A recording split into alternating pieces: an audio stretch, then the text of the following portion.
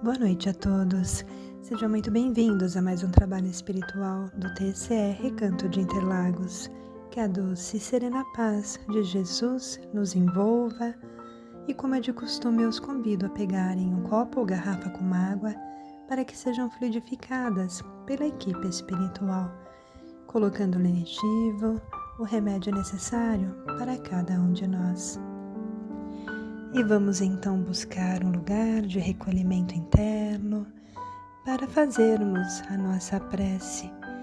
Vamos acalmando as nossas mentes, os nossos corações, elevando o nosso pensamento ao alto, fechando os olhos e num só pensamento de amor e bondade, vamos agradecer a Deus, a Jesus, o nosso Mestre, aos nossos anjos protetores que sempre nos amparam e que possamos receber em nossos lares neste momento os fluidos necessários para o nosso restabelecimento físico, emocional, mental e espiritual. E vamos rogando ao nosso Pai Criador e a Jesus, nosso doce exemplo de amor, de virtude, que estejamos receptíveis às instruções e sugestões dos anjos celestes, assim como os nossos ouvidos sejam surdos a toda sugestão do mal.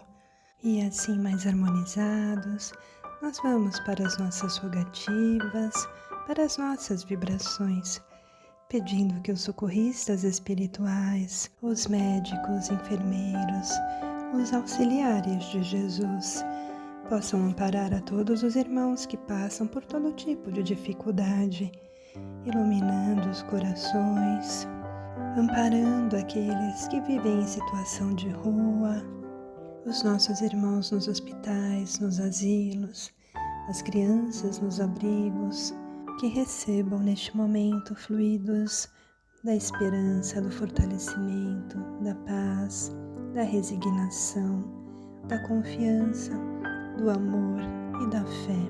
Nós te agradecemos, Pai, por confiar em cada filho que criaste, que a tua luz se faça sempre presente em nossos lares e que essa luz possa adentrar em nosso corpo físico, percorrer toda a corrente sanguínea, nos fortalecendo, restituindo as nossas células, eliminando todas as mágoas, os nossos apegos, tristezas, ódios, que a tua luz possa nos mostrar o quanto somos amados por ti, Senhor.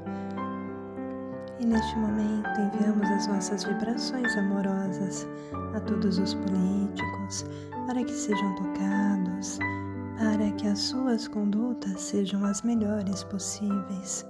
E assim nós agradecemos ao nosso Pai Criador pela dádiva da vida, agradecemos pelo pão nosso de cada dia, pela bênção do lar, e quando a dificuldade nos for apresentada, segura-nos, Senhor, e dai-nos as condições de enfrentar e transpor os obstáculos. Sê conosco, por hoje e sempre. Que assim seja, graças a Deus. Fé e equilíbrio em todas as direções. Reflexão do livro Reforma Íntima Sem Martírio, escrito pelo médium Vanderlei de Oliveira, ditado pelo espírito da Hermance Dufaux. O tema é sobre disciplina dos desejos. Quando desejamos o bem, todos nós sabemos, né? Sentimos o amor. E quando desejamos o mal, o que será que nós sentimos, hein? O ódio, claro, né? Então, todos nós temos a consciência da urgência de unirmos, amarmos e somarmos esforços para que isso aconteça, né? Desejo o amor. Mas nem sempre conseguimos realizar e praticar. Praticar é o mais difícil, né, gente? Então, muitas das vezes, falamos, pensamos e até agimos no bem, mas nem sempre sentimos o bem que queremos, né? Podemos achar que isso é ótimo, né? Nós pensamos, mas e na hora de fazermos, hein? Então, muitas vezes, atraindo desmotivação e irresponsabilidade. Por quê? Porque às vezes existe a interferência de adversários espirituais, né? Os inimigos que nos atrapalham, até nos direcionam para o outro caminho do desejo mais patológico. E para isso vamos observar que a solução está na aplicação de disciplinar os nossos desejos. E como que a gente disciplina, hein? Deixando de fazer o que eu gosto e não devo fazer. Deixando. Ah, é fácil? Não. E também vamos, né, exercitar fazendo o que eu não quero. Mas sabe que é dever, né? Não posso ter preguiça nessa hora. Então, é saber nos disciplinarmos. Muitos encontram-se, muitas pessoas, né? Até nós nos encontramos atrelados às formas de expressão de apenas o desejo. Ah, eu desejo? Então vou fazer. Ah, eu desejo? Então vou naquele caminho, né? Então, adquiridas na satisfação egocêntrica todo esse desejo. E isso acontece ao longo de eras e mais eras, né? Desde outras encarnações, limitados por não conseguirem conduzir os sentimentos com elevação moral, um sentimento com consciência maior, mas uma consciência divina. Muitas pessoas têm essa dificuldade, então fica no puro desejo, no reptiliano, no instinto, animalesco até, né? E quase sempre associados à irresponsabilidade nas emoções, porque tudo isso traz uma consequência até drástica para as nossas emoções. Então devemos começar a perceber que temos a solução de sabermos lidar com esses desejos indisciplinados. Primeiro tem que perceber que esse desejo não é viável, não é construtivo, né? Mas como que eu vou saber sobre isso? Ah, conhecendo-nos melhor, o autoconhecimento, né? Olhar para dentro da gente. Assim trabalharemos com mais acerto pelo nosso autoaperfeiçoamento, melhorar, né? Podendo com maior lucidez, né? Luz na consciência, decifrar os códigos do desejo. Os desejos têm códigos. Aqueles códigos do desejo que é negativo, vamos nos empenhar, né, na contenção. Não fazer explodir, expressar, né? Empenhando-nos com amor a nós mesmos.